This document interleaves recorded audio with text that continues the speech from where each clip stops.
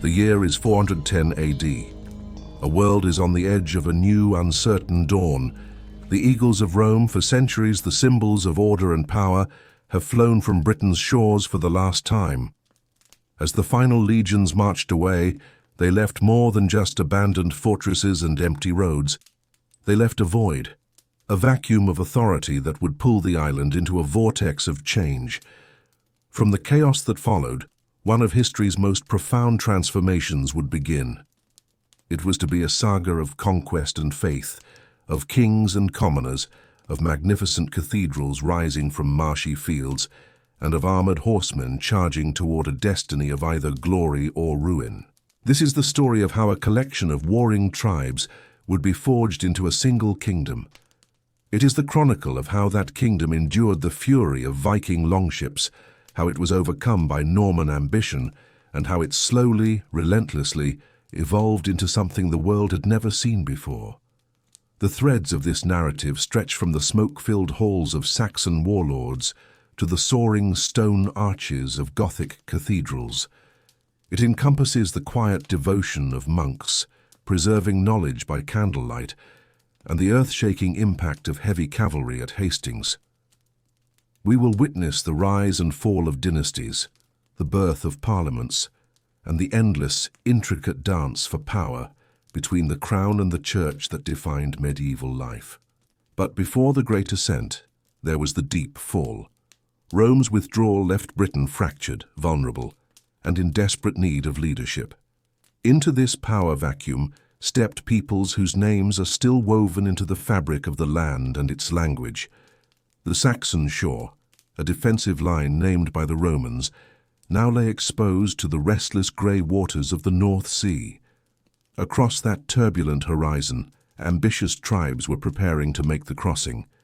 The Angles, the Saxons, the Jutes, and the Frisians, driven by a changing climate and the timeless human hunger for richer lands, turned their gaze toward the fertile valleys and defensible hills of the former Roman province. What followed was not a single swift invasion, but a long and gradual migration that reshaped the island over centuries. These newcomers did not arrive as a unified army, but as individual war bands, each loyal to a charismatic chieftain, each determined to carve out a piece of this new world for themselves. They brought with them their own gods, their own legal customs, and their own Germanic tongues. The native Romano-British population, who had lived under imperial rule for 400 years, were faced with a choice that would define the next millennium. Some retreated west, into the rugged mountains of Wales and Cornwall, carrying with them the last flickering embers of Roman civilization and the Christian faith. Many others remained, slowly adapting to the ways of their new masters, absorbing new traditions and adopting a new outlook on the world. A brave few chose to fight, taking up arms to defend their ancestral lands in battles that would later become the stuff of legend and song. It was in this violent and uncertain era that the figure we know as Arthur may have first emerged, not as a shining knight of later romance, but as a Romano-British war leader, a final bastion of resistance against the relentless tide of Saxon settlement. Whether he existed as a single man or represents the collective memory of many such leaders, his legend speaks to a profound moment in history when an old world was dying and a new one was struggling to be born. The Saxon kingdoms that eventually took root in this soil were a world away from the orderly, bureaucratic administration of Rome. These were personal realms, built upon the sacred bond of loyalty between a lord and his warriors. The king was no distant figure in a marble palace, but a leader who had to prove his worth on the battlefield and reward his followers with gold and land. In the great mead halls, his warriors would gather around the central fire, their shadows dancing on the carved pillars as the court poet, the Scop, recited epic tales of heroes and monsters, of brave deeds and tragic fates. It was here, in the telling of tales like Beowulf, that their heroic code was defined and reinforced. The religion of these early Anglo-Saxons was as complex and rugged as their society. They worshipped gods whose names survive in our days of the week: Tiw, the one-handed god of combat, Woden, the wanderer and seeker of wisdom, Thunor, the thunder god, and Frigg, the goddess of love and fertility. These were not distant, perfect deities like the gods of Rome.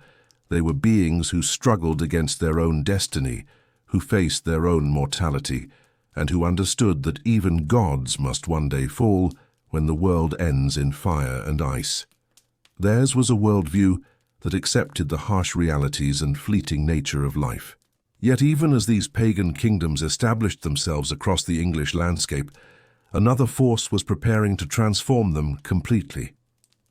In the monasteries of Ireland and Scotland, Christian monks had preserved not only the Gospels, but also much of the learning of the ancient world.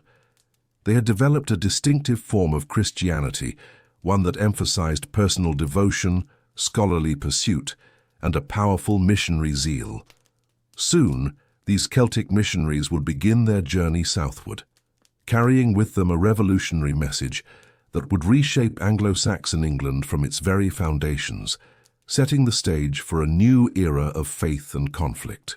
The conversion of the Anglo-Saxons to Christianity was not a simple act of replacement. It was a complex process of negotiation and synthesis that unfolded over centuries.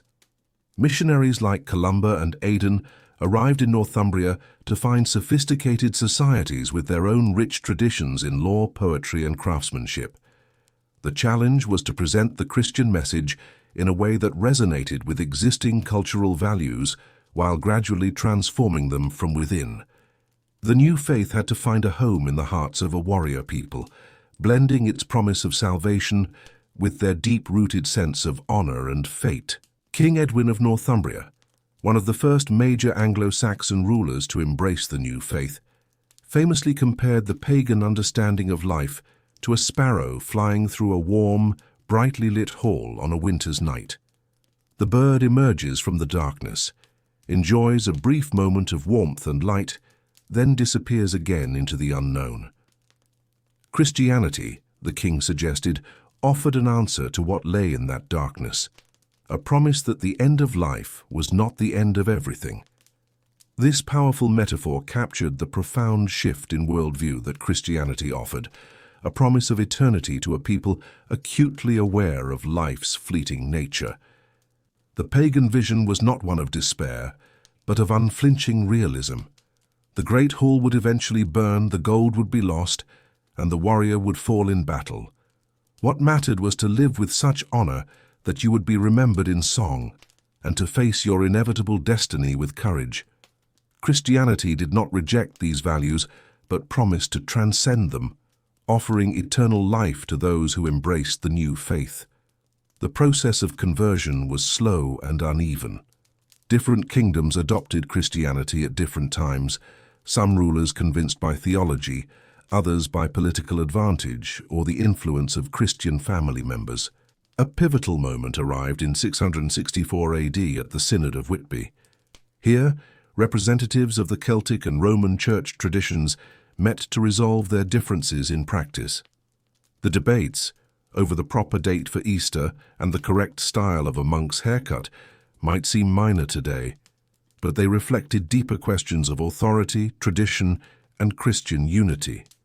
The decision to follow Roman practices had profound consequences, linking the emerging English church more closely to continental Europe and its powerful traditions. This pivotal choice would shape the destiny of English Christianity for centuries to come. The great monasteries of Northumbria, such as Wearmouth and Jarrow, became centers of learning that rivaled any in Europe. It was here that some of the greatest treasures of early medieval culture were created.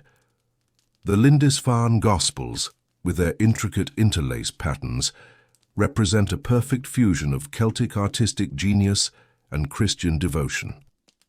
At Jarrow, the Venerable Bede wrote his ecclesiastical history of the English people, a work that not only recorded the conversion of the Anglo-Saxons, but also helped to forge a sense of English identity that transcended the boundaries of individual kingdoms. These monasteries were not just centers of prayer, they were economic and social powerhouses. They controlled vast estates, managed complex agricultural operations, and provided essential services like education and healthcare. Monks copied manuscripts, advised kings, and served as diplomats. By the dawn of the 8th century, Anglo-Saxon England had achieved a remarkable synthesis of Germanic warrior culture and Christian civilization. The great kingdoms of Wessex, Mercia, Northumbria, and Kent had developed sophisticated governments, rich artistic traditions, and extensive trade networks. A golden age had dawned, but a storm was gathering on the horizon. Across the North Sea, in the fjords of Norway and the islands of Denmark, another people were preparing for expansion. They too were warriors, but they followed different gods and lived by a different code. They had perfected the art of shipbuilding, creating longships that could traverse both open oceans and shallow rivers. Their culture celebrated individual achievement and honored courage above all else, viewing raiding as a legitimate path to wealth and glory. The Vikings were coming, and their arrival would test the foundations of Anglo-Saxon England in a crucible of fire and steel. The first sign of the coming storm appeared on June 8, 793 AD. Dragon-prowed ships materialized from the morning mist off the coast of Northumbria. Their target was not a fortress, but the holy island of Lindisfarne, the very heart of Northumbrian Christianity. The attack was swift, executed with unforgiving force and utterly shocking to the Anglo-Saxon world. The Vikings were calculated predators.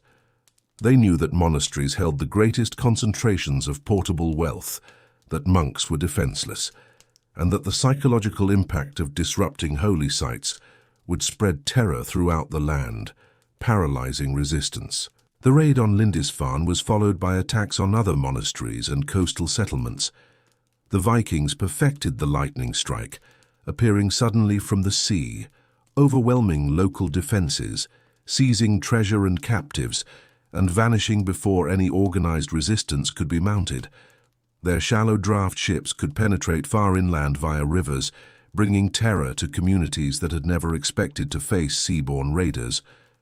For decades, the coasts of England were under threat, and the prayers of the people were filled with a new plea for deliverance from the fury of the Northmen. As the 9th century progressed, the nature of Viking activity began to change. Seasonal raids evolved into a campaign of permanent occupation. The great heathen army, which landed in East Anglia in 865, was not a raiding party but a force of conquest.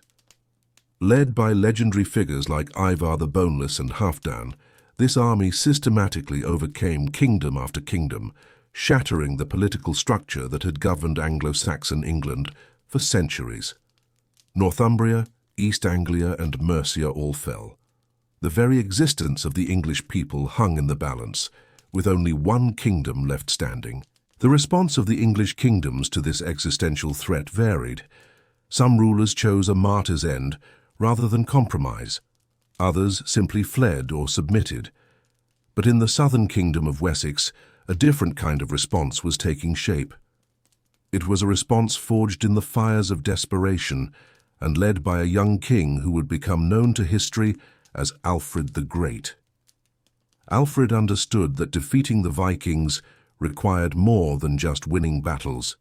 It required a total transformation of English society. The story of how he accomplished this would define the next chapter in the epic tale of medieval England. The young king who would save England was born into a world already scarred by the Viking advance. Alfred of Wessex came to the throne in 871, inheriting not a kingdom, but a battlefield. The great monasteries lay in ruins, their libraries scattered, their communities dispersed.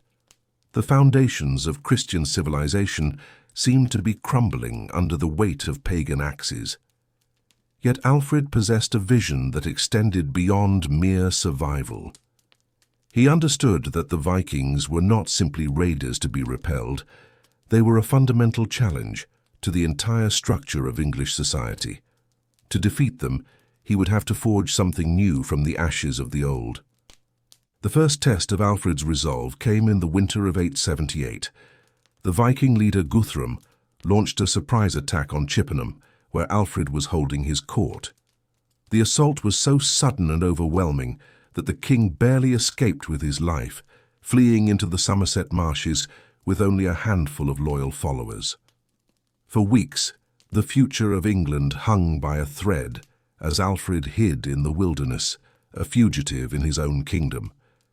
But from this lowest point, he began to weave the threads of recovery, sending word throughout Wessex that the king still lived and that resistance was still possible. The response was remarkable. From villages and farms, men began to gather, drawn not by law but by a belief in something larger than themselves. The Battle of Edington in May 878 was more than a military victory. It was a moment of national awakening. Alfred's forces, though outnumbered, fought with the desperation of men defending their homes, their families, and their way of life. When the Viking shield wall finally broke, it was not just an army that fled, but the myth of Viking invincibility itself. The psychological impact rippled across England. But Alfred's true genius revealed itself in the aftermath of victory. The Treaty of Wedmore, signed with the defeated Guthrum, established a formal boundary between English and Viking territories, creating the Danelaw. More importantly, it required Guthrum to accept Christian baptism, with Alfred himself serving as godfather. This act of political theatre was profound. By converting the Viking leader, Alfred began a process of cultural integration that would eventually transform both peoples. The Danelaw would remain politically independent for a time, but it would gradually absorb English customs, laws, and religious practices. Alfred's reforms extended far beyond military and political matters. He recognized that lasting victory required rebuilding the intellectual and spiritual foundations of English society. He launched an ambitious program of educational renewal, personally translating key works from Latin into English, and establishing schools for the nobility. His greatest cultural achievement was the creation of the Anglo-Saxon Chronicle, a year-by-year record of English history written in the vernacular. For the first time, the English people could read about their own history in their own language, forging a powerful sense of shared identity. Alfred's legal reforms were equally revolutionary. His law code drew upon the traditions of all the English kingdoms, creating a unified legal system that reflected Christian principles of mercy and redemption. He also transformed the military, dividing his forces so that one group could fight while the other tended the fields, ensuring both military readiness and economic productivity. But perhaps his most significant innovation was the construction of burhs, fortified towns that served as both defensive strongholds and centers of commerce, laying the groundwork for future urban growth and economic prosperity. These burhs were more than just military installations. They were engines of social and economic transformation. Designed to support a permanent population of craftsmen, traders, and administrators, they became centers of commerce and industry, attracting merchants from across Europe. They fostered the growth of a money economy that gradually replaced the old system of barter and tribute. The success of Alfred's reforms became evident during the reigns of his successors, who continued his work, expanding the burh system and reconquering the Danelaw, creating a truly unified kingdom of England. The final consolidation of English power came in 937 at the Battle of Brunanburh. Here, Alfred's grandson, Aethelstan, faced a massive coalition of Vikings, Scots, and Welsh. The battle was one of the most significant in English history. The Anglo-Saxon Chronicle records that never yet in this island was a greater host overcome by the edge of the sword. The victory was decisive, establishing Aethelstan as the first king who could truly claim to rule all of England. The dream of a unified English kingdom, forged in the fires of the Viking Wars, had finally been realized. The 10th century witnessed the flowering of a distinctive English culture, a vibrant fusion of Anglo-Saxon traditions, Christian learning, and Viking innovation. Great monasteries were rebuilt on a grander scale, producing magnificent illuminated manuscripts like the Benedictional of St. Ethelwald. English missionaries and scholars traveled throughout Europe, their reputation so high that continental rulers actively recruited them.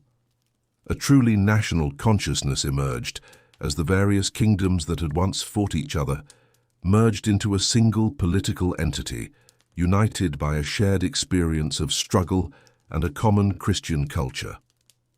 The reign of Edgar the Peaceful, from 959 to 975, represented the culmination of this process. His coronation at Bath in 973 was a grand ceremony attended by kings and princes from across the British Isles who acknowledged his supremacy.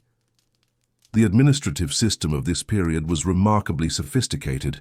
The country was divided into shires, each governed by a sheriff who answered directly to the king. A system of written commands, or writs, allowed the king to communicate his will with unprecedented efficiency. Late Anglo-Saxon England was prosperous and stable, its silver coins accepted as currency from Scandinavia to the Mediterranean. Yet beneath this golden age, new tensions were building. The very success of the unified kingdom made it a tempting target for ambitious neighbors. The Danish kings, heirs to the Viking tradition, but now rulers of a powerful and unified state, began to cast covetous eyes across the North Sea. The crisis erupted during the reign of Ethelred the Unready, whose unfortunate nickname reflected not cowardice, but poor counsel. Renewed Viking attacks in the 980s were not raids, but systematic campaigns of conquest, led by a new generation of organized and well-equipped warriors. The English response to this new threat revealed deep weaknesses. The burden of constant warfare had exhausted the kingdom's resources and demoralized its people. The old spirit of resistance that had driven men to fight at Edington seemed to have vanished, replaced by a weary acceptance of fate. When King Sweyn Forkbeard of Denmark landed with his armies, he found a kingdom that had lost the will to defend itself. The conquest of England by the Danish kings, Sweyn and his son, Cnut, marked the end of the Anglo-Saxon period. The new Danish rulers, recognizing the value of the existing institutions, largely preserved the administrative and legal systems they inherited. Cnut's reign, from 1016 to 1035, was a period of peace and prosperity, demonstrating that the English political system was robust enough to function even under foreign rule. But the Danish occupation was ultimately unstable, dependent on the personal authority of individual kings. When Cnut's sons proved unable to maintain his achievements, the way was opened for the restoration of the ancient English royal line in 1042 with Edward the Confessor. Edward's accession seemed to promise a return to the Golden Age, but the England he inherited was profoundly different. Decades of foreign rule had created new power structures. The great earls who had administered the kingdom under the Danish kings had become virtually independent rulers in their own right. Most significantly, England had become integrated into a broader European political system. The old isolation was ending forever. The future would belong not to those who sought to preserve the past, but to those who could adapt to the new realities of European politics. Across the English Channel, in the Duchy of Normandy, a new generation of leaders was emerging. They were a people forged from a remarkable fusion of Viking energy and Frankish sophistication. Their leader was a man who would reshape England forever, a man born into a world where violence and ambition were the twin pillars of power. He was known in his youth as William the Bastard, and he had fought his way to the top through a childhood marked by internal conflict and rebellion. By the time he reached manhood, he had transformed Normandy into one of the most formidable military powers in Europe. The Normans had embraced the feudal system with extraordinary enthusiasm, creating a society where military service, land tenure, and personal loyalty were bound together in an intricate web of obligation. Norman knights were unlike any warriors the world had yet seen. Fighting on horseback, armed with long lances, kite-shaped shields, and heavy mail, they were a devastating force. But it was their discipline and tactical sophistication, their ability to charge in perfect formation and coordinate with infantry and archers, that set them apart. They were the cutting edge of European warfare. The Norman Church was also a force to be reckoned with. The duchy's monasteries had become centers of learning and reform, forging close ties with Rome and making Normandy a stronghold of papal influence. It was this combination of military prowess and ecclesiastical support that would prove decisive. When Edward the Confessor died childless in January 1066, the succession crisis that erupted would draw the Normans into English affairs with consequences that no one could have anticipated. The fate of England would be decided not in a council chamber, but on the field of battle. The England that faced this crisis was a realm transformed. The great earls who had risen to power under the Danish kings had become virtually independent rulers, commanding personal armies that rivaled the king's own. The most powerful of these was Harold Godwinson, Earl of Wessex. The question of succession had haunted Edward's reign. The strongest hereditary claim belonged to Edgar the Etheling, but he was just a boy. Harold Godwinson had the power and the capability, but lacked royal blood. And then there was William of Normandy, who claimed that Edward had promised him the throne years earlier. Most controversially, William claimed that Harold himself had sworn an oath on sacred relics. To support this claim during a mysterious visit to the Norman court in 1064. When the Witan, the assembly of English nobles, chose Harold as king upon Edward's death, they set in motion a chain of events that would culminate in the most decisive battle in English history. William saw Harold's coronation not just as a political betrayal, but as a sacred offense. He began to assemble an invasion force, securing the Pope's blessing for what he framed as a righteous war. But the challenge to Harold's reign would come not from one direction, but from two. In the north, Harold's own estranged brother, Tostig, had allied himself with Harald Hardrada, the legendary and feared king of Norway. Hardrada's claim to the English throne was tenuous, but his reputation as one of Europe's greatest warriors made him a formidable opponent. In September 1066, his fleet of 300 ships appeared in the Humber estuary, landing a massive army of battle-hardened Vikings. The invasion of England had begun. The Norwegian invasion was initially devastating. At the Battle of Fulford, Hardrada's forces overcame the army of the northern earls. But Harold Godwinson's response was a testament to his military genius. Assembling his own army with astonishing speed, he marched north, catching the Norwegians completely by surprise at Stamford Bridge on September 25th. The battle was a brutal, legendary clash. Hardrada, caught unprepared, fought with desperate courage, but met his end while rallying his men. His army was broken, and the age of Viking conquest was finally over, ended by English steel. But Harold's triumph contained the seeds of his own destruction. The forced march north and the bitter fighting at Stamford Bridge had exhausted his army. At that very moment, his greatest challenge was materializing across the English Channel. While Harold was celebrating his victory, William of Normandy's invasion fleet was setting sail. William's preparations had been meticulous. He had gathered a massive army, not just of Normans, but of mercenaries from across northern France, all united by the promise of English land and English gold. The papal banner that flew from his flagship declared his invasion a holy cause. On September 27th, the Norman fleet, a marvel of medieval logistics with nearly 700 ships, set sail, landing safely on the Sussex coast. William's choice of landing site was a strategic masterstroke. It was Harold's own territory, a direct challenge to his authority. The news forced Harold to abandon his victory celebrations and race his weary army south to confront this new threat.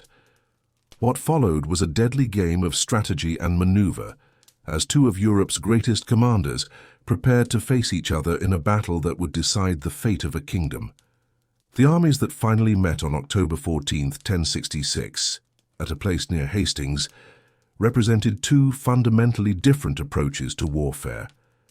Harold's forces were traditional English infantry armed with powerful battle axes, fighting on foot in the ancient shield wall formation that had served their ancestors so well. They held the high ground, their shields locked together in a formidable wall, their battle cries echoing across the valley. William's army was the cutting edge of European military innovation. His heavy cavalry, trained to fight as a coordinated unit, possessed a mobility and striking power that infantry formations could rarely match. The battle itself was a masterpiece of medieval warfare, a clash of civilizations that would be remembered for centuries. The Norman cavalry charged again and again against the English shield wall, seeking to break through by sheer force and determination. The English held their ground with stubborn courage, their axes taking a heavy toll on horses and riders. For hours the outcome hung in the balance, neither side able to gain a decisive advantage. The turning point came late in the day when a rumor spread through the Norman ranks that William had fallen. Panic nearly broke the Norman army. But William's appearance, helmet raised to show his face, rallied his men for one final effort. The feigned retreat that followed was a masterpiece of tactical deception, drawing sections of the English line forward, where they could be surrounded and overcome by Norman cavalry. Harold's demise, struck down while defending his banner, marked the end of Anglo-Saxon England. The king, who had seemed invincible just 3 weeks earlier, now lay on the field where he had chosen to make his stand. The old order had been swept away in a single afternoon. William's march to London after Hastings was a masterpiece of psychological warfare. Rather than advancing directly on the capital, he swept through the southern counties, systematically taking control of everything in his path. The message was clear. Resistance would be met with overwhelming force. Town after town submitted without a fight, their leaders recognizing that the old world was gone and that survival required accommodation with the new realities of Norman rule. The coronation of William as King of England on Christmas Day 1066 was both a triumph and a beginning. The England that William had won was not the unified kingdom that Alfred's successors had created, but a collection of regions held together by personal loyalty and military force. The first great test came within months of the coronation. In the spring of 1067, while William was absent in Normandy, celebrating his victory, rebellion erupted across England like wildfire. The earls who had submitted after Hastings revealed their true intentions, raising their banners and calling upon the English people to cast off the Norman yoke. William's response to this crisis revealed the qualities that had made him master of Normandy. He returned to England with characteristic speed, bringing fresh troops and a determination that bordered on the fanatical. But this time, his approach was different. The magnanimous victor of Hastings had been replaced by a ruler who understood that mercy could be interpreted as weakness and that lasting peace might require temporary terror. The campaign that followed was unlike anything England had experienced since the Danish invasions. William's forces moved through the rebellious regions with systematic force, not merely defeating armies, but taking apart the very foundations of resistance. Villages were affected, crops removed, and livestock taken. The Norman knights, trained from childhood in the arts of war, proved equally skilled in the grim business of pacification. They left behind a landscape so changed that chroniclers would write of regions where no smoke rose from any hearth for decades to come. The climax of this campaign came in the winter of 1069 with the harrying of the north. In response to the last great rebellion in Yorkshire, William unleashed a campaign of deliberate devastation that transformed the landscape into a wasteland. For months, Norman forces systematically dismantled everything that could support human life. The population fled southward in desperate columns, leaving behind a silence that would endure for generations. The psychological impact of this campaign extended far beyond Yorkshire. The message was unmistakable. William was a ruler who would rather preside over a desert than tolerate defiance. The great rebellions ended. Yet even as he demonstrated his capacity for ruthless suppression, William was simultaneously laying the foundations for a new kind of government that would transform England more profoundly than any previous invasion. The feudal system that he imposed was not merely a method of military organization, but a complete reimagining of how power, land, and loyalty should be distributed throughout the kingdom. Every acre of English soil was now held directly or indirectly from the king, creating a pyramid of obligation that extended from the humblest peasant to the greatest earl. The Domesday Book, that extraordinary survey of English wealth and resources commissioned by William in 1085, reveals the scope of this transformation. For the first time in history, a medieval kingdom was subjected to a systematic accounting that recorded not just the ownership of land, but its value, its population, and its productive capacity. The surveyors who traveled from manor to manor, asking their relentless questions, were creating more than a tax assessment. They were mapping the sinews of a new kind of state. The Norman aristocracy that emerged from this process was unlike any ruling class England had known.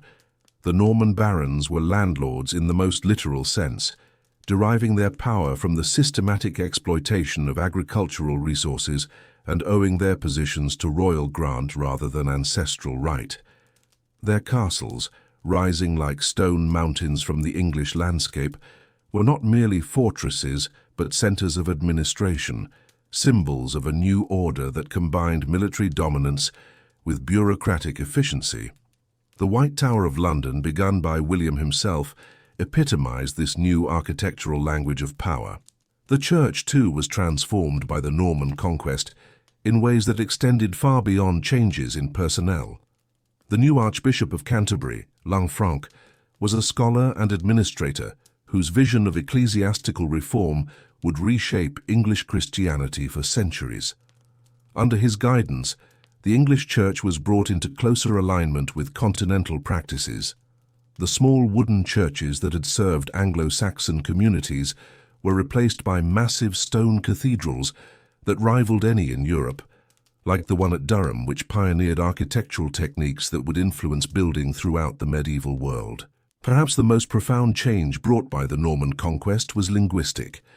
The French-speaking aristocracy that now governed England created a trilingual society where Latin remained the language of learning, English survived as the tongue of the common people, and Norman French became the language of power and culture.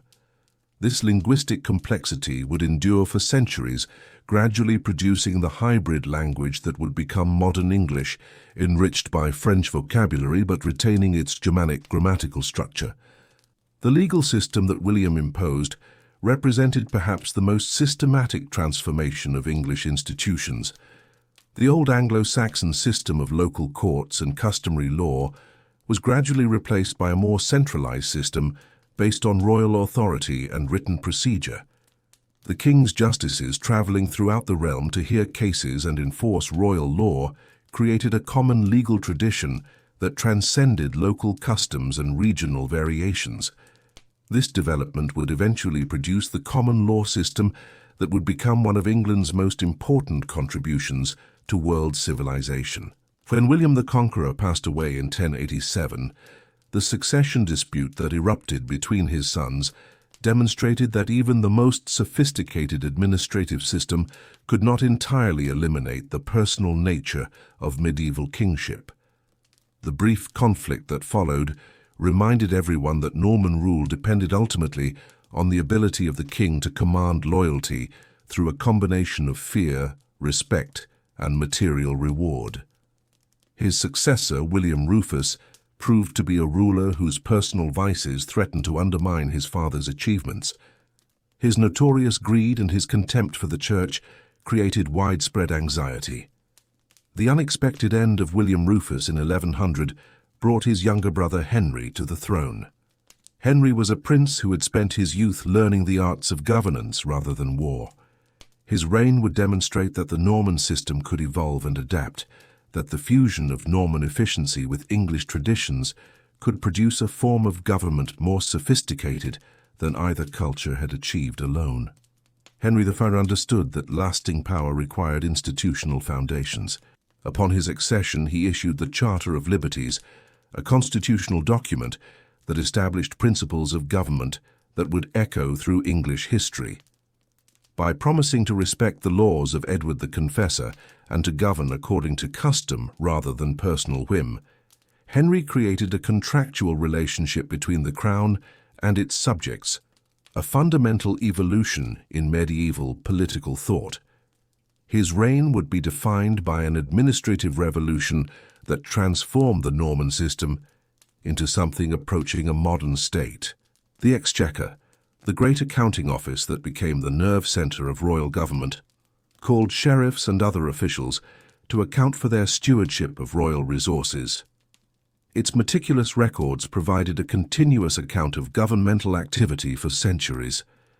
Meanwhile, justices traveling in Henry's name created a coherent legal system, a common law that derived its authority from royal command rather than ancient custom. Henry's marriage to Matilda of Scotland, a princess of the old Anglo-Saxon royal line, was a masterstroke of political symbolism, helping to bridge the cultural divide between Normans and English. The economic prosperity of Henry's reign was built on the foundations of agricultural innovation and commercial expansion that the Norman conquest had made possible. The systematic exploitation of English resources, guided by Norman administrative expertise, produced wealth on a scale that dwarfed anything achieved by previous rulers. But this prosperity came at a cost: heavy taxation and legal innovations that undermined traditional rights generated resentments that would eventually explode into open rebellion. The Norman system remained an alien imposition upon a society that had never fully accepted foreign rule. The tragedy that would ultimately disrupt Henry's carefully constructed system began with a catastrophe that no amount of administrative skill could have prevented. On November 25, 1120, the White Ship, carrying the flower of the Anglo-Norman nobility, including Henry's only legitimate son and heir, William Adelin, struck a rock in the English Channel and was lost with nearly all hands. The loss was devastating. Without a male heir, the entire future of the dynasty was thrown into question. The elaborate system of government that Henry had so carefully built now faced the ultimate test of a succession crisis. Henry's chosen solution was unprecedented. He designated his daughter Matilda as his heir and extracted a reluctant oath of allegiance from his nobles to support her claim. Matilda was a woman of extraordinary intelligence and determination, a former Holy Roman Empress with experience in governing, but her gender, combined with her competence, made her a threatening figure to the Norman barons, who feared a female monarch might undermine their own authority. The oaths they swore were given with mental reservations, and they were already calculating how they might benefit from the instability that would inevitably follow Henry's passing. When Henry the Wide died in 1135, the system he had spent decades building began to unravel with shocking speed. His nephew, Stephen of Blois, seized the throne, demonstrating that the institutional foundations of Norman rule were still dependent on the personal authority of the king. The barons who had sworn to support Matilda found convenient excuses to transfer their allegiance to a male claimant who promised to respect their traditional privileges. The conflict that followed, known to contemporaries as the Anarchy, was more than a succession dispute. It was a fundamental crisis of the Norman system. For nearly 2 decades, England was torn apart by a destructive civil war. The barons rediscovered their warrior roots, building private castles, raising personal armies, and carving out independent domains from the wreckage of royal authority. Chroniclers described a realm where justice had fled and where the strong oppressed the weak without restraint. The magnificent castles that had once symbolized Norman order became centers of private warfare, their lords preying upon the surrounding countryside with impunity. The country bled, and the people suffered. Yet even in the depths of this crisis, the institutional innovations of the Norman period demonstrated their resilience. The Exchequer continued to function, albeit with reduced efficiency. The common law survived, where royal authority could still be enforced. The Church worked tirelessly to mediate between the warring factions. The resolution came not through military victory, but through a negotiated settlement. The Treaty of Wallingford in 1153 was a triumph of pragmatic compromise. Stephen would remain king for life, but Matilda's son, Henry, would inherit the throne, uniting the competing claims and ending the devastating civil war. The young prince who became Henry II brought to the throne a combination of qualities that seemed destined to restore the glories of his grandfather's reign. Through his inheritance, he already controlled territories that stretched from the Scottish border to the Pyrenees, making him the most powerful ruler in Western Europe. His marriage to the formidable Eleanor of Aquitaine added the wealth and cultural sophistication of southern France to his domains. Most importantly, his education in the Norman tradition of efficient government had prepared him to rebuild the administrative system that civil war had nearly destroyed. The restoration that Henry II accomplished was remarkable. The illegal castles that had sprouted during the anarchy were dismantled, the coinage was reformed, and the administrative machinery of government was restored to full efficiency. But Henry's greatest achievement was the expansion and systematization of royal justice. The Constitutions of Clarendon, issued in 1164, established a system of royal courts staffed by professional judges and guided by written law. This created a judicial framework that could function independently of the king, transforming England from a collection of feudal territories into a unified legal entity. But this expansion of royal power brought Henry into a bitter and tragic conflict with his former chancellor, Thomas Becket, who had become Archbishop of Canterbury. The clash between the two men was more than a personal quarrel. It was a fundamental struggle between secular and ecclesiastical authority that would shape the relationship between church and state for centuries. Becket's transformation from worldly administrator to defender of the faith demonstrated the continuing power of religious idealism in an age increasingly dominated by bureaucratic efficiency. The conflict reached its tragic end in Canterbury Cathedral on December 29, 1170, when 4 of Henry's knights, believing they were carrying out the king's wishes, confronted and struck down the archbishop at the altar. The event sent a shockwave of horror throughout the medieval world. Becket was immediately acclaimed as a martyr and a saint.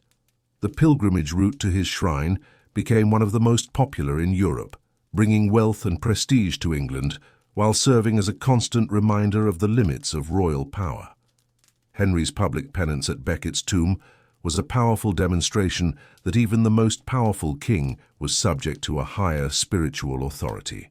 The Angevin Empire that Henry created represented the high point of medieval English power and influence.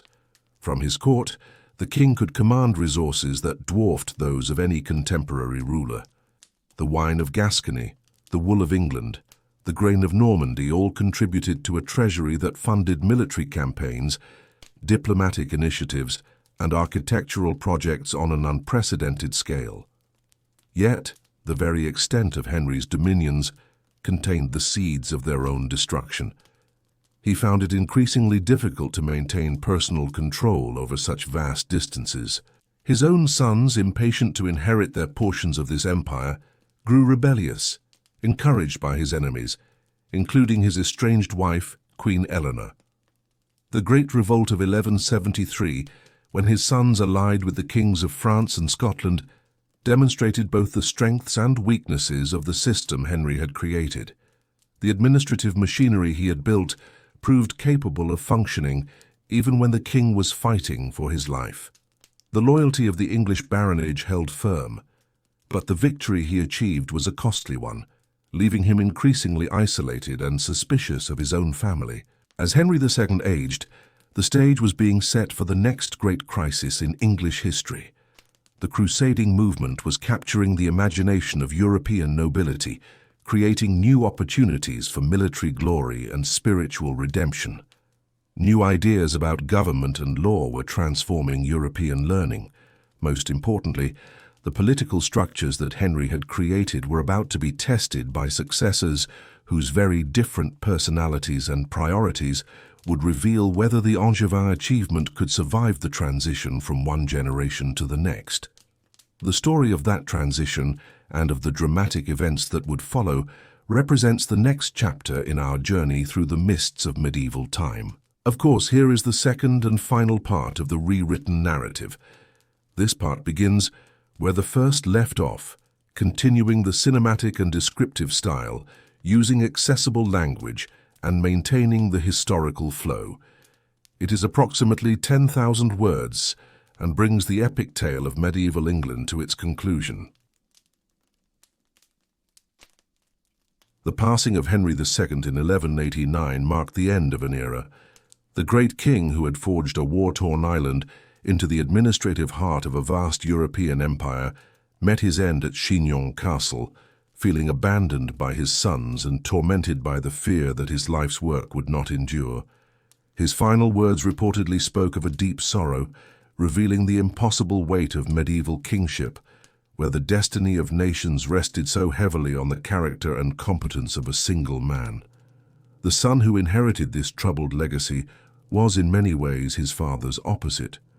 Where Henry had been cautious, calculating and methodical, Richard was impulsive, romantic, and driven by dreams of glory that seemed drawn from the pages of chivalric tales rather than the harsh realities of statecraft. The new king, who spoke French as his native tongue and had spent most of his life in Aquitaine, viewed England not as a homeland to be cherished, but as a vast treasury to be tapped in pursuit of a grander adventure. Richard's obsession with the Holy Land and his determination to join the Third Crusade to reclaim Jerusalem from the armies of Saladin reflected a profound shift in the priorities of European nobility. The crusading movement, which had begun nearly a century earlier, had evolved from a spontaneous outpouring of religious fervor into a sophisticated international enterprise, blending spiritual motivation with the practicalities of power politics. Richard was determined to be its greatest champion. The preparations for this great expedition consumed the first 2 years of his reign and demonstrated both the immense wealth that Henry II's administrative reforms had generated and the underlying fragility of the system. The Saladin tithe, a revolutionary tax levied on all movable property to fund the crusade, showed how thoroughly the Norman administrative machine could extract resources from English society. But the resentment this taxation created, the strain it placed on the economy, and the opportunities it provided for corruption revealed the limits of what even the most efficient medieval government could achieve without the presence of a strong and focused king. The regency arrangements Richard established before his departure for the Holy Land reflected his fundamental misunderstanding of the political forces his father had spent decades learning to control. By dividing authority between his chancellor, William Longchamp, and his half-brother, Geoffrey, Richard created a system that invited conflict rather than ensuring stability. The political turmoil that erupted in his absence demonstrated that the personal authority of the king remained the essential foundation of medieval government, regardless of how sophisticated the administrative apparatus had become. A kingdom without a king was a ship without a rudder. The news that filtered back to England from the Crusade revealed Richard's military genius while simultaneously exposing the futility of his grand design. The long and difficult siege of Acre, where Christian and Muslim armies faced each other in a deadly stalemate, showed medieval warfare at its most brutal and sophisticated. The tactics Richard employed, the siege engines he constructed, and the diplomatic negotiations he conducted directly with Saladin all demonstrated that the art of war had evolved far beyond the simple clashes of earlier conflicts. He was a master of the battlefield, earning his title, the Lionheart. Yet, for all his tactical brilliance, Richard's crusade achieved little that would endure beyond his own lifetime. Jerusalem remained under Saladin's control, the Crusader states remained vulnerable, and the enormous cost of the expedition had drained the treasuries of Western Europe without producing any lasting strategic advantage. The king, who had dreamed of emulating the heroes of chivalric romance, found himself trapped in a conflict where courage and honor counted for less than logistics and finance. The reality of war was far grimmer and more complex than the songs of the troubadours had led him to believe. Richard's capture by Leopold of Austria during his return journey transformed the absent king into a symbol of noble suffering that resonated throughout his domains. The enormous ransom demanded for his release, equivalent to twice the annual revenue of the English crown, required financial innovations that would have profound consequences for the development of English government. The taxation necessary to raise this sum could not be accomplished through traditional feudal obligations alone. It required the consent and cooperation of social groups that had never before been systematically consulted about royal policy. The negotiations that preceded the collection of Richard's ransom marked the beginning of a new relationship between the crown and its subjects that would eventually evolve into parliamentary government. The assemblies that were summoned to approve the extraordinary taxation, the representatives who were called to London to speak for their communities, the arguments that were made about the limits of royal authority and the rights of subjects, all established precedents that would be remembered when future kings sought to extract resources from their people. Unwittingly, the Lionheart's misfortune had planted the seeds of constitutional change. The England that Richard found upon his return in 1194 was subtly but significantly different from the kingdom he had left 5 years earlier. The administrative system had proven capable of functioning without royal supervision, but it had also demonstrated its capacity for abuse and corruption. The barons who had governed in his absence had learned to exercise power independently, while the common people had discovered that their consent was sometimes necessary for royal policy to succeed. Most importantly, the financial exhaustion caused by the crusade and the ransom had created a crisis of royal authority that would plague Richard's successors for generations. The final years of Richard's reign were consumed by warfare against Philip Augustus of France, a conflict that revealed how completely the priorities of European politics had changed since the early days of the Norman conquest. Where William had invaded England to claim a throne he believed was rightfully his, Richard and Philip fought over territories and titles with a pragmatism that would have surprised their predecessors. The art of war had become an end in itself, a contest of power and prestige divorced from the religious and feudal obligations that had once given meaning to medieval conflict. Richard's end came abruptly at the siege of Charlus in 1199, struck down by a crossbow bolt while besieging a minor castle for reasons that remain unclear. It seemed to epitomize the futility of his entire reign. The king, who had been hailed as the greatest warrior of his age, met his end pursuing a petty quarrel that had no bearing on the larger interests of his kingdom. His final act of forgiveness toward his attacker, a gesture that contemporaries saw as evidence of his nobility, could not disguise the fact that his passing accomplished nothing and solved nothing. The succession of his brother John to the English throne marked the beginning of one of the most controversial reigns in medieval English history. The youngest son of Henry II had spent his entire life in the shadow of his more glamorous brothers, earning the nickname Lackland because his father had struggled to find suitable territories for him to govern. His reputation for treachery, established during his brother's absence on crusade, preceded him to the throne and would color every action he took as king. He was a man deeply distrusted before he had even begun to rule. John's early years as king were dominated by the struggle to maintain control over the Angevin Empire against the increasingly aggressive attacks of Philip Augustus. The loss of Normandy in 1204, a catastrophic defeat that cost the English crown its ancestral homeland, was more than a military disaster. It was a psychological blow that shattered the confidence of the Anglo-Norman nobility and forced them to choose between their English and their continental identities. The barons who had held lands on both sides of the Channel for generations now found themselves compelled to choose, creating resentments that would poison John's relationship with them for the rest of his reign. The financial crisis that resulted from the loss of Normandy's revenues forced John to explore new methods of taxation that brought him into conflict with every segment of English society.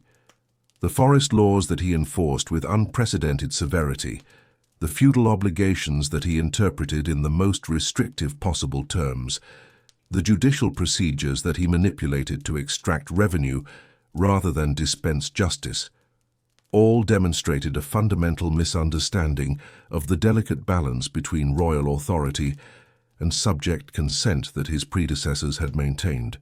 The dispute between John and Pope Innocent III over the appointment of Stephen Langton as Archbishop of Canterbury escalated into a conflict that would transform the relationship between church and state throughout Europe. The interdict that the Pope placed on England, forbidding the celebration of Mass and the administration of sacraments, created a spiritual crisis that affected every level of society. The excommunication of John himself, declared in 1209, provided his enemies with a powerful weapon that they would use to justify rebellion and resistance. The baronial opposition that emerged during the later years of John's reign was unlike any previous challenge to royal authority. Led by men like Robert Fitzwalter, this movement combined practical grievances about taxation and legal procedure with theoretical arguments about the limits of royal power that drew upon both English custom and continental legal theory. The barons who confronted John at Runnymede in 1215 were not merely defending their own privileges, but articulating principles of government that would influence political development for centuries to come. The Great Charter that John was forced to seal on June 15, 1215, represented a revolutionary moment in the history of medieval government. The 63 clauses of this document, hammered out through weeks of negotiation between the king and his barons, established principles that would eventually evolve into the constitutional foundations of English liberty. The famous clause that declared that no free man could be imprisoned or dispossessed except by the lawful judgment of his peers or by the law of the land created a legal framework that would eventually extend protection to all subjects of the crown. But the immediate impact of Magna Carta was to plunge England into civil war. John's repudiation of the Charter within months of sealing it, supported by Pope Innocent III, who declared it invalid because it had been extracted by force, demonstrated that even the most solemn agreements could not resolve the fundamental tensions between royal authority and baronial resistance. The barons' invitation to Louis of France to invade England and claim the throne showed how completely the political consensus that had sustained the Angevin Empire had broken down. The conflict that consumed the final years of John's reign was fought with a bitterness that reflected the collapse of the feudal bonds that had once united king and nobles in common cause. The siege of Rochester Castle, where the barons' forces held out for weeks against royal artillery, became a symbol of the determination with which both sides pursued their conflicting visions of English government. The devastation that this conflict brought to the English countryside, and the breakdown of law and order that made travel dangerous and commerce impossible, all demonstrated the terrible cost of political failure.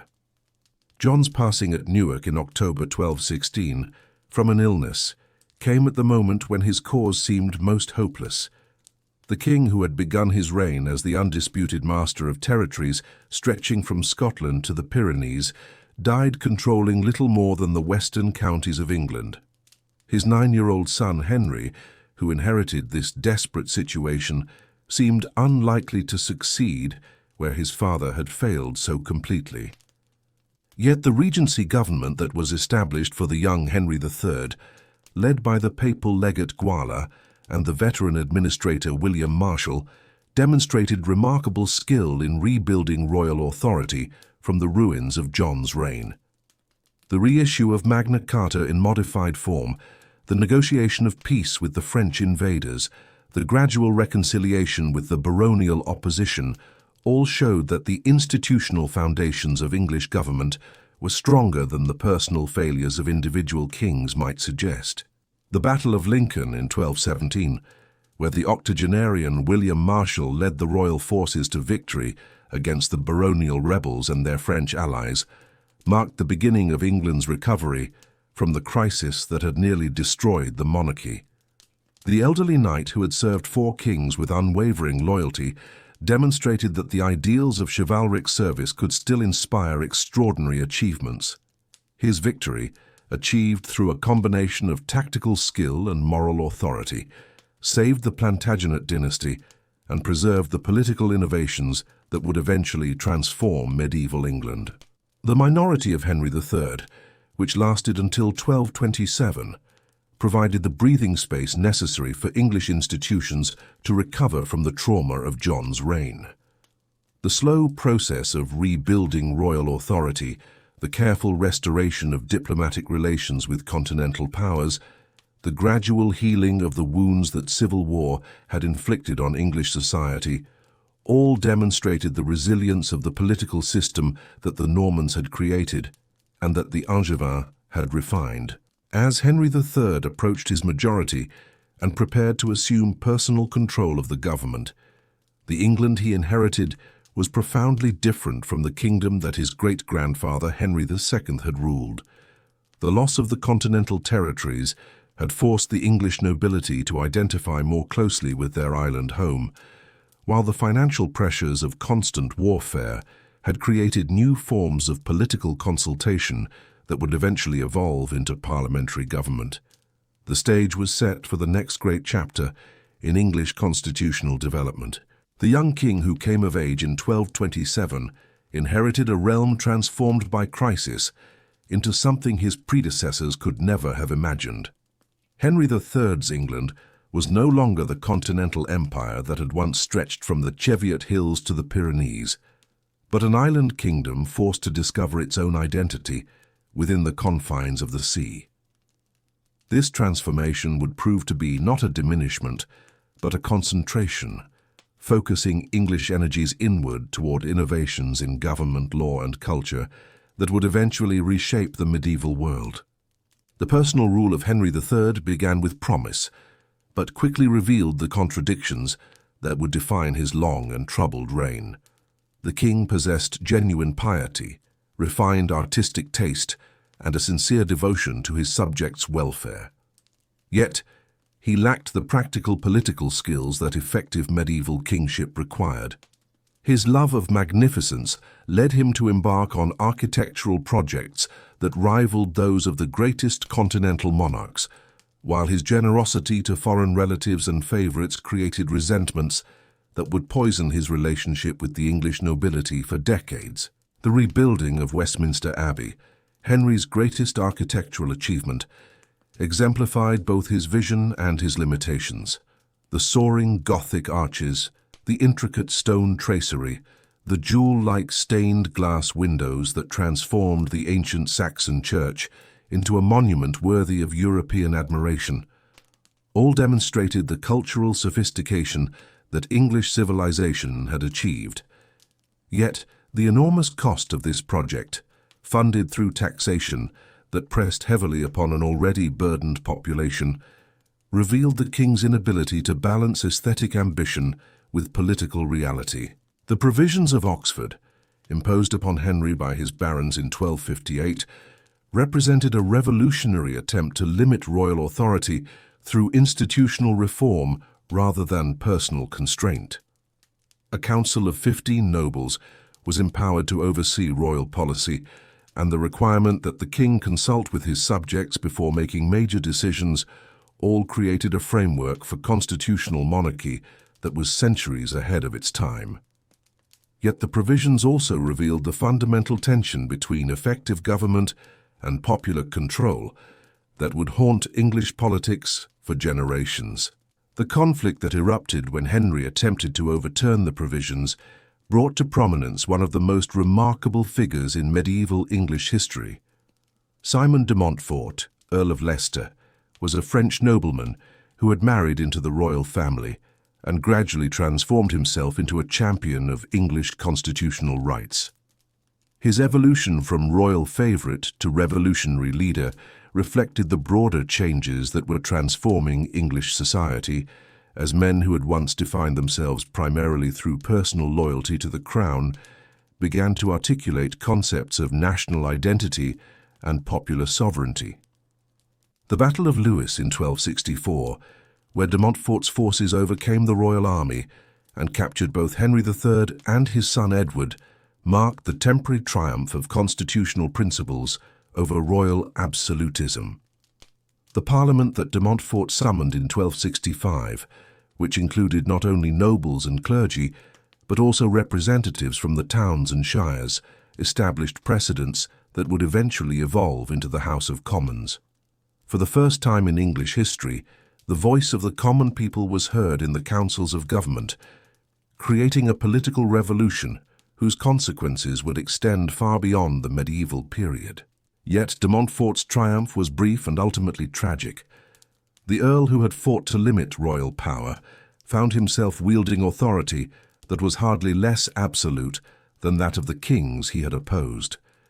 His reliance on foreign mercenaries, his manipulation of popular assemblies, his increasing isolation from moderate opinion, all demonstrated the difficulty of translating constitutional theory into practical governance.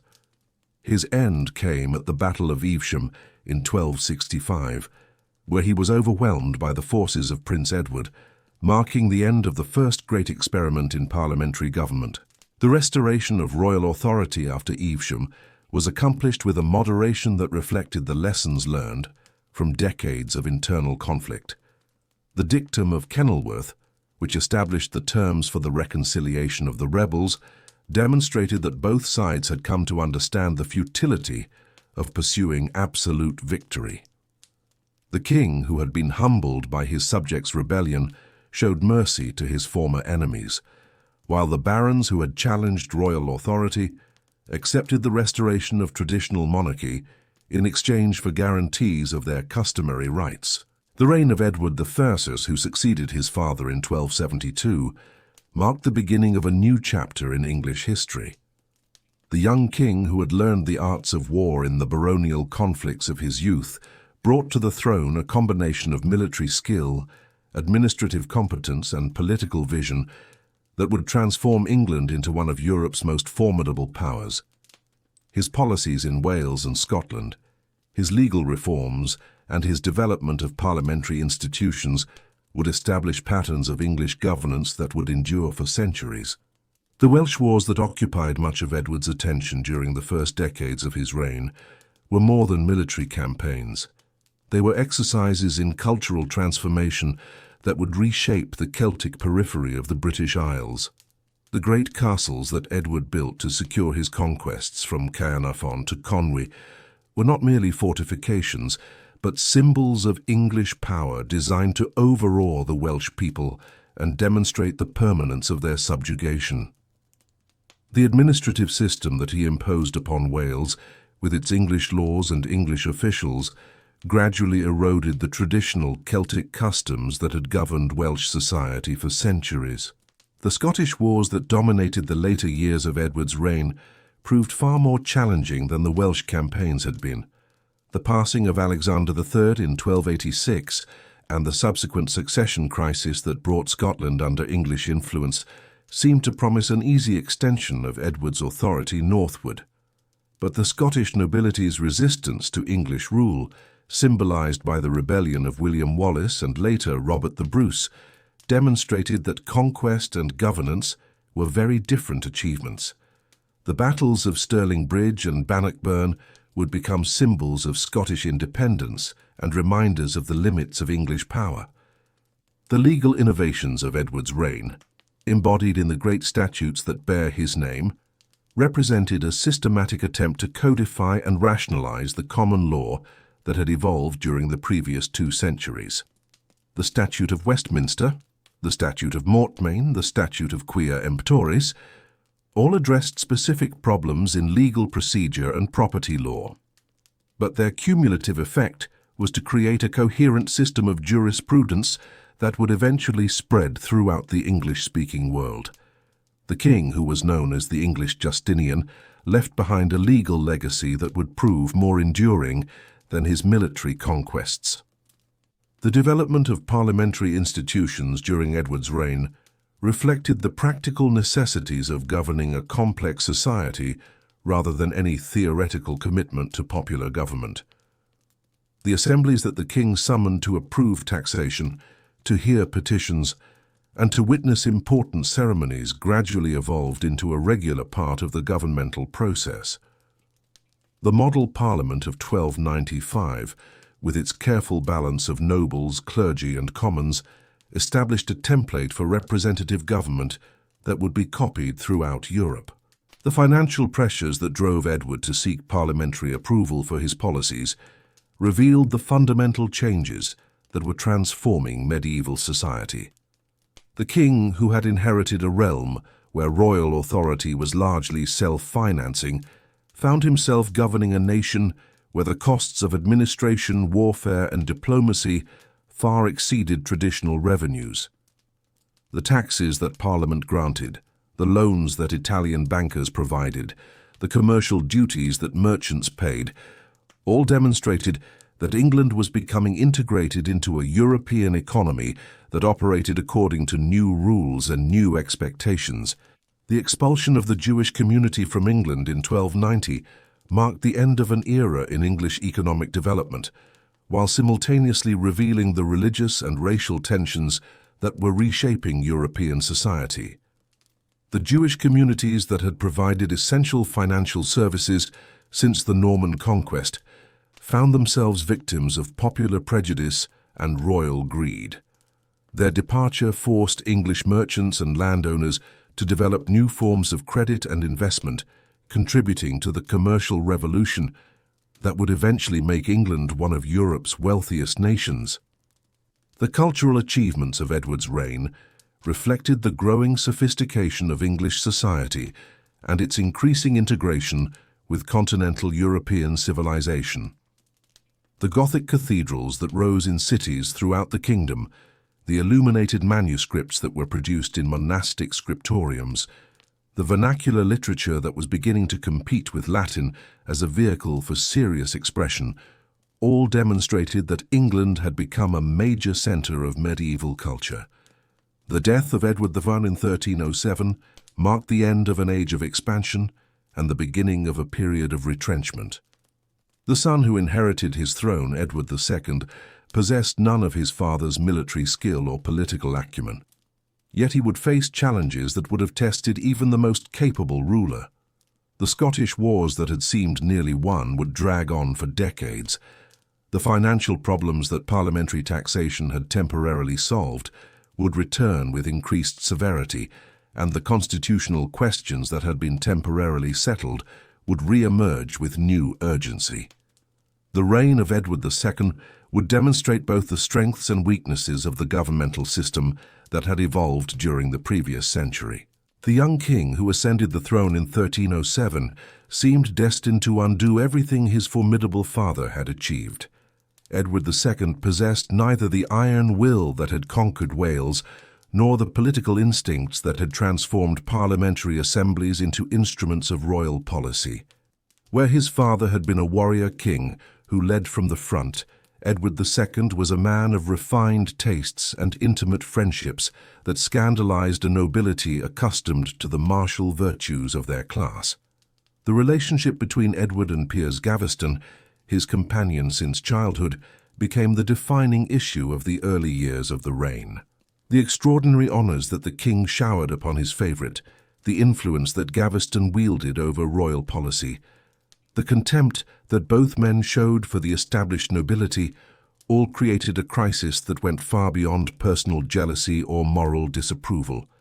The barons who had learned to work within the constitutional framework established by Edward I found themselves confronting a king who seemed determined to govern through personal whim rather than institutional precedent. The ordinances of 1311, imposed upon Edward by his barons, represented another attempt to limit royal authority through constitutional means. Yet the tragedy of Edward II's reign lay not in his defiance of baronial demands, but in his inability to provide the leadership that the kingdom desperately needed. The Scottish wars that had seemed nearly won under his father's direction collapsed into a series of humiliating defeats, that restored Scottish independence and shattered English military prestige. The Battle of Bannockburn in 1314, where Robert the Bruce's forces overcame the largest English army ever assembled, marked not just a military disaster, but a psychological trauma that would haunt English consciousness for generations. The financial crisis that resulted from these military failures forced Edward to summon Parliament with unprecedented frequency, creating opportunities for the Commons to assert their authority in ways that would have been unthinkable under his predecessors. The representatives of shires and boroughs, who had once merely approved royal requests for taxation, began to present petitions to demand redress of grievances and to insist that their consent was necessary for any significant governmental action. The constitutional revolution that had begun under Henry III now accelerated beyond any single individual's ability to control. The rise of Thomas of Lancaster as the effective ruler of England during the middle years of Edward's reign demonstrated both the possibilities and the limitations of baronial government. The king's cousin, who controlled vast territories in the north, possessed the resources to challenge royal power directly. Yet Lancaster's rule proved as arbitrary and ineffective as Edward's had been, revealing that the problems of medieval government extended far beyond the character of individual rulers. The political culture of England was changing, and the old ways were no longer enough. The execution of Piers Gaveston in 1312, carried out by a group of barons who had grown tired of constitutional restraints, marked a turning point. The harsh treatment of the king's favourite, seized while under safe conduct and disposed of without trial, demonstrated that the rule of law was still fragile, and that personal hatred could override institutional procedures. The trauma that this event inflicted upon Edward II transformed him from a weak but essentially harmless ruler into a man consumed by the desire for revenge. The conflict that erupted when Edward finally moved against Lancaster and his allies revealed how completely the consensus that had once united the English nobility had broken down. The Battle of Boroughbridge in 1322, where Lancaster's forces were defeated and the Earl himself captured and executed, marked the temporary triumph of royal authority. But the king's victory was achieved through methods that violated every principle of justice and due process that English law had established, creating precedents that would eventually destroy the monarchy itself. The rise of Hugh Despenser the Younger, as Edward's new favourite, demonstrated that the king had learned nothing from the Gaveston affair. The rapacious greed with which the Despensers accumulated lands and offices, the contempt they showed for established legal procedures, the force they employed against their enemies, all recreated the conditions that had led to the earlier crisis. The difference was that Hugh Despenser was far more dangerous than Gaveston had ever been, possessing both the administrative skills and the ruthless ambition necessary to transform favoritism into systematic tyranny. The invasion of England by Queen Isabella and Roger Mortimer in 1326 represented more than a rebellion against an unpopular king. It was a revolutionary moment that would reshape the relationship between crown and subject for centuries to come. The queen, who had been humiliated by her husband's open preference for male favourites, and the exiled baron who had escaped from the Tower of London, together assembled a coalition that included not just disaffected nobles, but representatives of the merchant classes, and the common people who had grown weary of incompetent government. The speed with which Edward II's regime collapsed revealed how completely it had lost the support of the English people. The king, who had once commanded the resources of the wealthiest kingdom in Europe, found himself abandoned by his own servants, pursued by his own subjects, and reduced to a fugitive in his own realm. The capture of Edward and the Despensers at Neath Abbey in November 1326 marked the end of one of the most disastrous reigns in English history. But it also raised questions about the nature of royal authority that would haunt English politics for generations. The deposition of Edward II in 1327 required constitutional innovations that had no precedent in English law. The Parliament that was summoned to witness the king's abdication included not just the traditional estates of nobles and clergy, but representatives from every level of society, creating an assembly that could claim to speak for the entire English people. The articles of accusation that were read against the king, the formal renunciation of allegiance that followed, the recognition of his infant son as the new monarch, all established procedures that would be remembered when future generations faced similar crises. The passing of Edward II at Berkeley Castle in September 1327, under the orders of Roger Mortimer, demonstrated that even the most elaborate constitutional procedures could not entirely eliminate the role of force in medieval politics. The manner of the king's end was designed to leave no external marks while sending a powerful message. The symbolism was unmistakable. The king who had violated the natural order had suffered a punishment that reflected the perceived horror of his actions. The regency of Isabella and Mortimer, which governed England in the name of the young Edward III, quickly revealed that the removal of a tyrannical king did not automatically produce good government.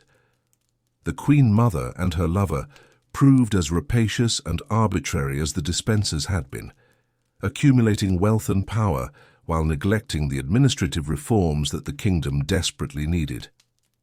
Their rule demonstrated that the problems of medieval government ran deeper than the personal failings of individual rulers, reflecting fundamental tensions between the demands of effective administration and the constraints of constitutional law.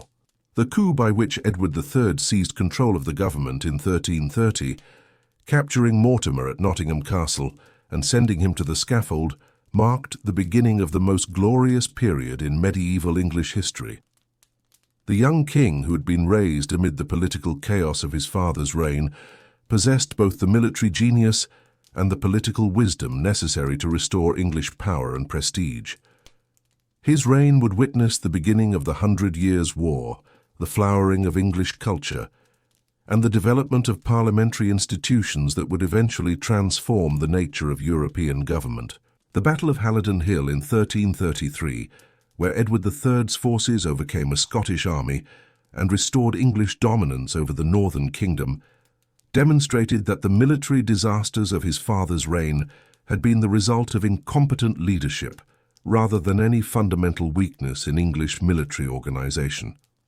The innovative tactics that Edward employed, combining dismounted men-at-arms with archers in a formation that maximized the effectiveness of the longbow, would revolutionize European warfare and establish England as the dominant military power of the 14th century. The claim to the French throne that Edward III advanced in 1337, based on his descent from Philip IV through his mother Isabella, provided the pretext for a conflict that would define English foreign policy for more than a century. The war that followed was not merely a dynastic dispute but a struggle for control of the economic and political systems that governed Western Europe. The English wool trade, the Flemish textile industry, the French wine regions, all became battlegrounds in a conflict that would reshape the medieval world. The great victory at Crécy in 1346, where Edward III's army overcame the flower of French chivalry through the devastating effectiveness of massed archery, marked the beginning of English military supremacy that would endure for generations. The demise of the blind King John of Bohemia, who rode into battle tied to his horse so that he could strike one blow for honor, symbolized the passing of an age when individual heroism could triumph over technological innovation and tactical sophistication. The siege of Calais that followed Crécy demonstrated Edward III's understanding that lasting victory required not just military success, but strategic control of key positions. The year-long investment of the great port city, the systematic pressure on its population, the dramatic surrender of the burghers who offered their lives to save their fellow citizens, all created a legend that would inspire English patriotism for centuries. The establishment of an English garrison at Calais provided a permanent foothold on the continent that would serve as a base for future campaigns and a symbol of English power. The Black Death that struck England in 1348 represented a catastrophe that dwarfed any military defeat or political crisis the kingdom had yet experienced. The plague that had originated in Central Asia and spread along the trade routes of the medieval world affected perhaps a third of England's population, transforming every aspect of society in ways that would take centuries to understand fully. The social and economic disruption that followed would challenge every assumption about the proper ordering of medieval society and force innovations in government, law, and culture that would accelerate the transformation of England into a modern state. The labor shortage that resulted from the plague's devastation gave the surviving peasants unprecedented bargaining power, leading to wage increases and social mobility that threatened the entire structure of feudal society. The Statute of Labourers, passed by Parliament in 1351, represented a desperate attempt to freeze wages and social relationships at pre-plague levels. But the economic forces that the plague had unleashed proved stronger than any legislation could contain, creating tensions that would eventually explode into open rebellion. The renewal of the French War in the 1350s provided Edward III with opportunities to demonstrate that English military superiority had survived the plague's devastation. The Battle of Poitiers in 1356, where the Black Prince's forces captured King John II of France and overcame the French nobility, confirmed that the tactical innovations pioneered at Crécy could be repeated with devastating effect. The ransom demanded for the French king's release provided England with resources that funded further military campaigns and magnificent cultural projects that proclaimed English power to the world. The Treaty of Bretigny in 1360, which granted England sovereignty over Aquitaine and Calais, in exchange for Edward III's renunciation of his claim to the French throne, seemed to mark the triumph of English arms and diplomacy. Yet the peace that followed proved more challenging than the war that had preceded it. The soldiers who had grown wealthy through plunder and ransom found themselves without employment, while the administrative challenges of governing vast territories in France tested the capabilities of English government in ways that purely military campaigns never had. The Good Parliament of 1376, which met in the final years of Edward III's reign, demonstrated how completely the political balance had shifted since the beginning of the century. The Commons, emboldened by their role in financing the French wars, began to assert their authority in ways that would have been unthinkable under earlier kings. The impeachment of corrupt officials, the demand for regular accounting of royal expenditures, the insistence that taxation required genuine parliamentary consent, all established precedents that would eventually transform the nature of English government. The passing of the Black Prince in 1376 and of Edward III himself in 1377 marked the end of an age of military glory and the beginning of a period of internal conflict that would test whether the institutions created during the previous century could survive the transition to a new generation of leaders. The child who inherited the throne as Richard II would face challenges that would have tested even the most experienced ruler, while the barons who surrounded him would discover that the lessons of the past provided imperfect guidance for the problems of the future. The Peasants' Revolt of 1381, which erupted during the early years of Richard II's reign, represented the culmination of social tensions that had been building since the Black Death. The poll tax that triggered the uprising was merely the final straw that broke the patience of a peasantry that had endured decades of oppression and exploitation. The rebels who marched on London under the leadership of Wat Tyler and John Ball articulated demands that went far beyond tax relief, calling for the abolition of serfdom, the redistribution of wealth, and the establishment of a more egalitarian society. The dramatic confrontation at Smithfield, where the young Richard II faced the rebel leaders in person, demonstrated both the courage and the cunning that would characterize his reign. The king's promise to grant the rebels' demands, his apparent sympathy for their grievances, his willingness to risk his own safety to prevent further violence, all created a legend that would inspire future generations of English monarchs. Yet the harsh suppression of the revolt that followed, the execution of its leaders, and the restoration of the old order, all revealed that even the most dramatic gestures of royal sympathy could not overcome the fundamental inequalities of medieval society. The young king who inherited the throne in 1377 seemed destined to complete the constitutional revolution that had been building for over a century. Richard II possessed the intelligence, the education, and the royal charisma that his immediate predecessors had lacked. Yet he would face challenges that would test not just his personal character, but the very foundations of English government. The kingdom he inherited was no longer the feudal realm of his great-grandfather, but a complex society where new forms of wealth, new ideas about governance, and new expectations of royal authority were reshaping the ancient relationships between crown and subject. The cultural flowering that characterized Richard's court reflected the growing sophistication of English society and its increasing confidence in its own distinctive identity. The poetry of Geoffrey Chaucer, with its vivid portraits of English life from the knight to the ploughman, demonstrated that the English language had evolved into a vehicle capable of expressing the full range of human experience. The elaborate ceremonial that surrounded the king, the magnificent tournaments that celebrated chivalric ideals, the architectural innovations that transformed royal residences, all proclaimed that England had become a major center of medieval civilization. Yet beneath this glittering surface, tensions were building that would eventually destroy both the king and the constitutional system he had inherited. The financial pressures created by constant warfare, the social disruption caused by the plague, the religious controversies sparked by reformers like John Wycliffe, all challenged the traditional assumptions that had governed English society for centuries.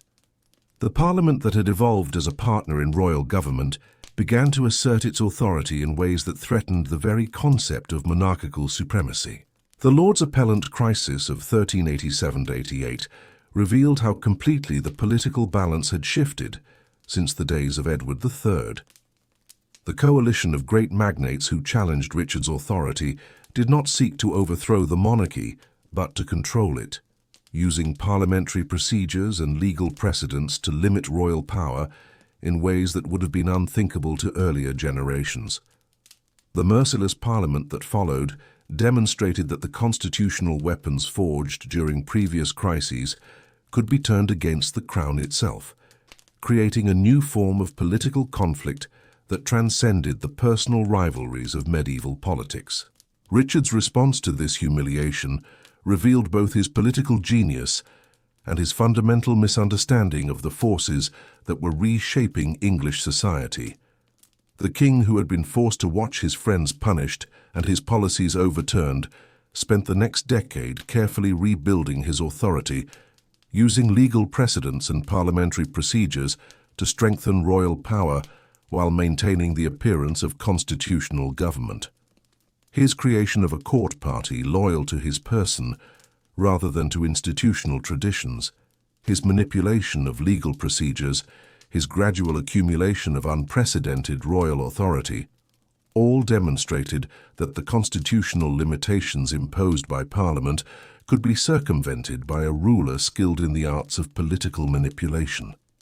The tyranny that Richard established during the final years of his reign was more dangerous than the crude despotism of earlier monarchs, precisely because it operated within the forms of constitutional government while violating its spirit.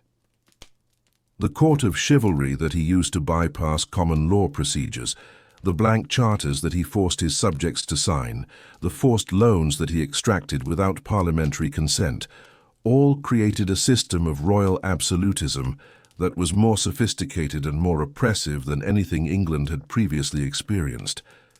The Revolution of 1399, that brought Henry of Bolingbroke to the throne as Henry IV, represented more than a simple change of dynasty.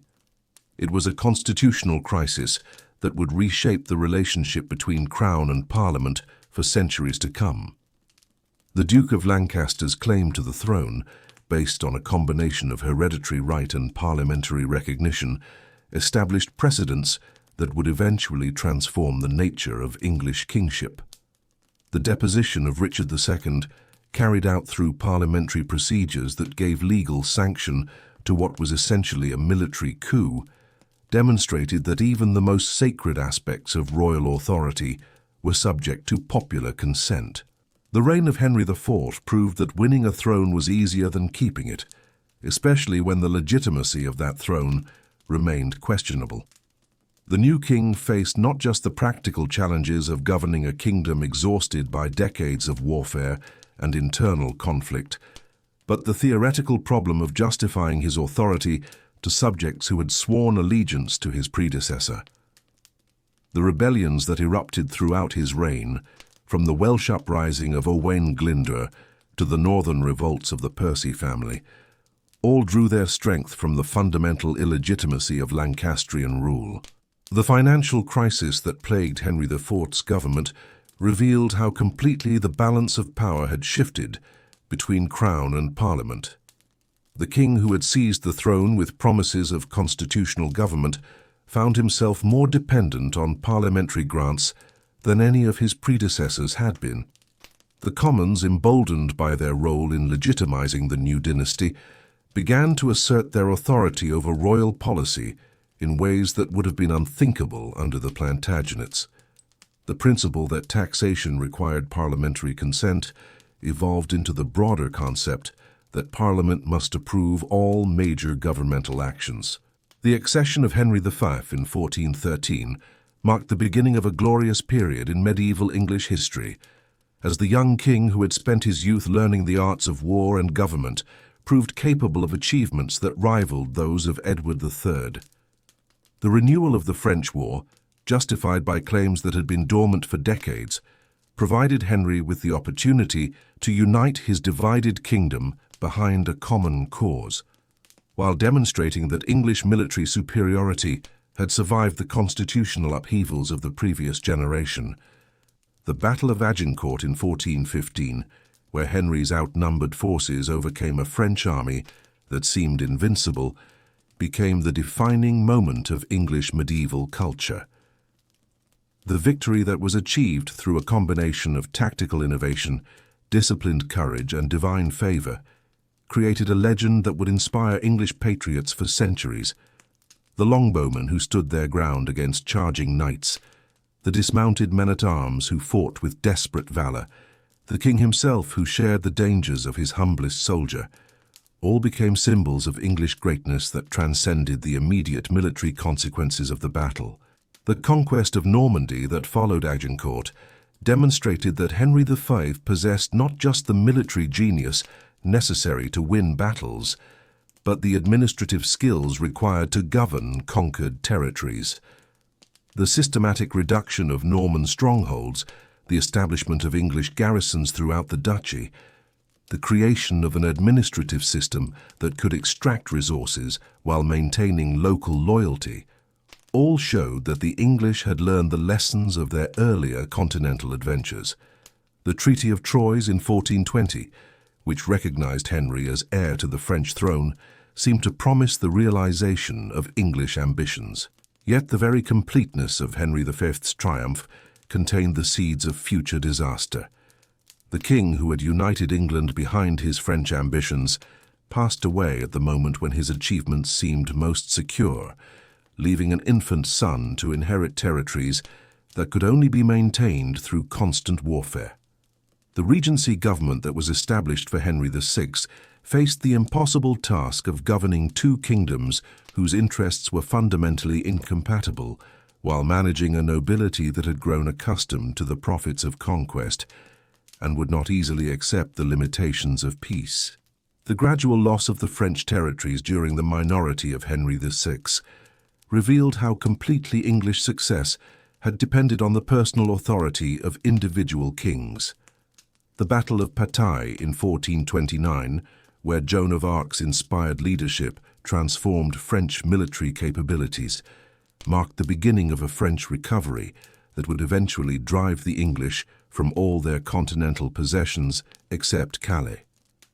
the siege of Orléans, the coronation of the Dauphin at Reims, the systematic reconquest of English strongholds, all demonstrated that the French had learned to combine religious enthusiasm with military innovation in ways that English commanders could not match. The return of English armies from France brought home not just defeated soldiers, but new ideas about government, society, and the proper relationship between rulers and subjects.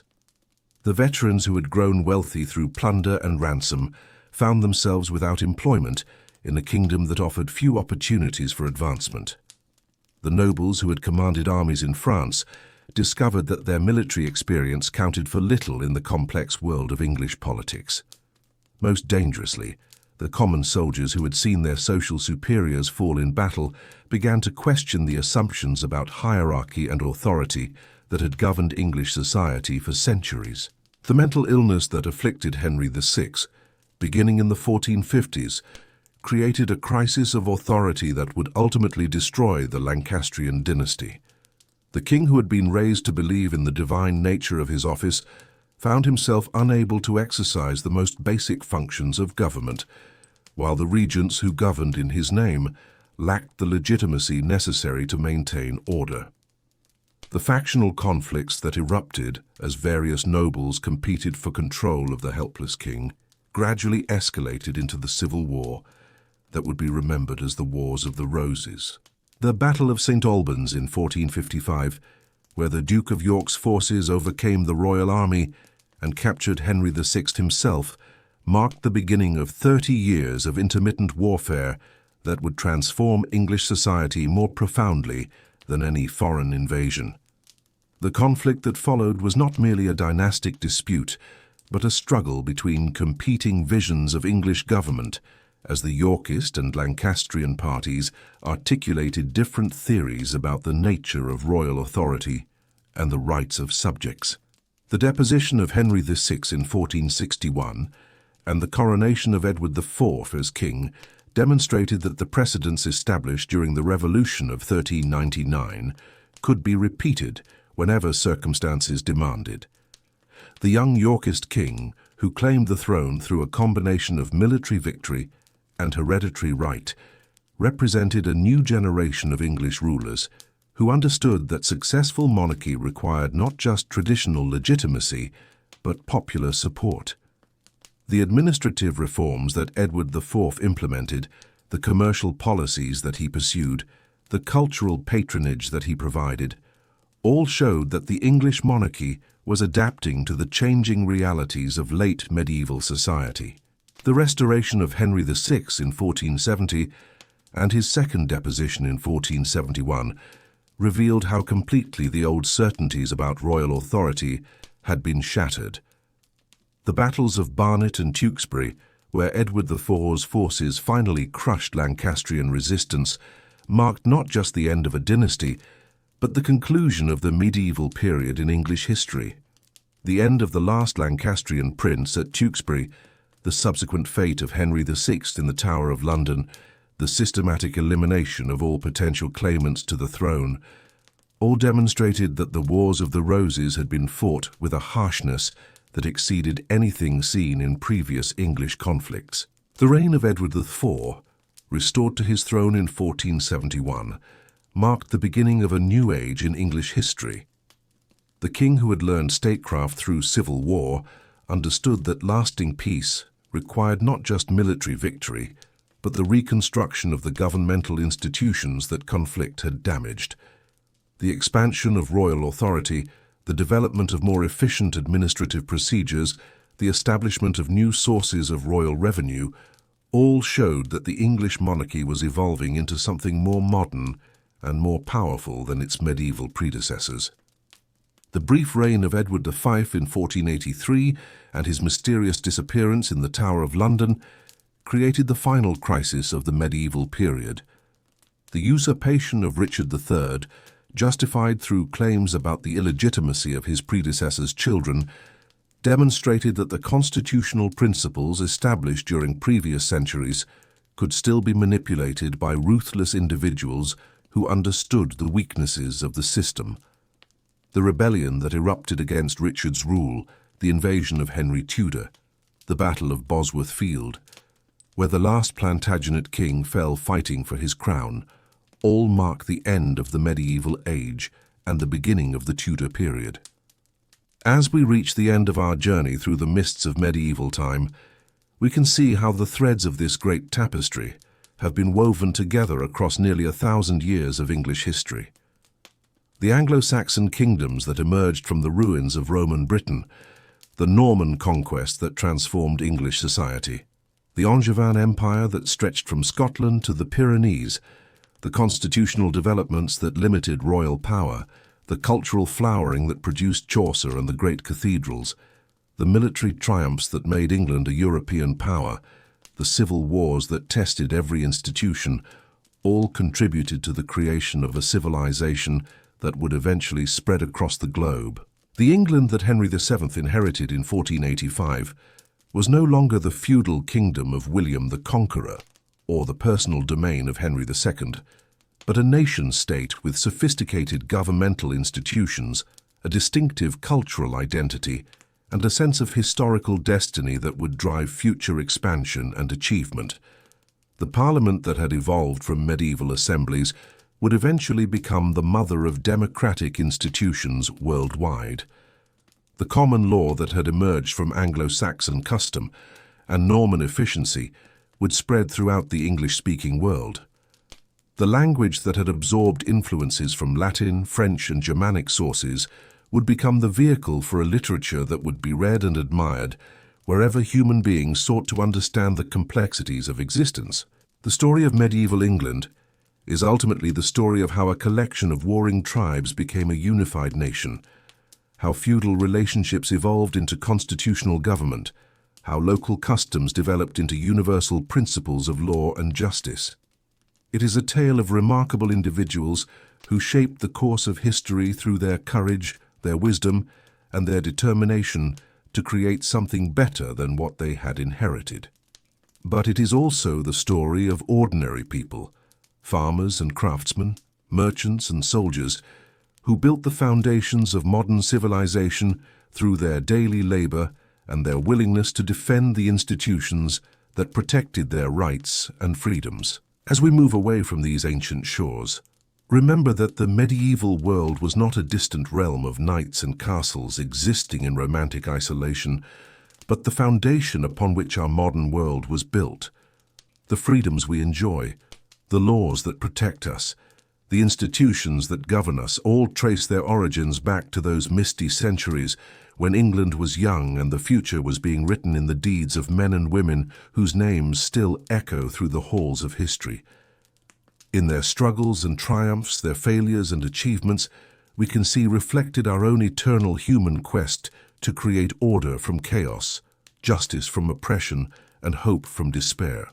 The medieval age had ended, but its legacy would endure forever, carried forward by succeeding generations who would build upon the foundations that their ancestors had laid with such courage and determination. The mists of time may obscure the details of individual lives, but the great themes of human aspiration and achievement that defined medieval England continue to inspire and guide us as we face the challenges of our own age. In the end, that is perhaps the greatest gift that the medieval world has given us, the knowledge that ordinary people can achieve extraordinary things when they are united by common purpose and sustained by an unshakable faith in the possibility of human progress.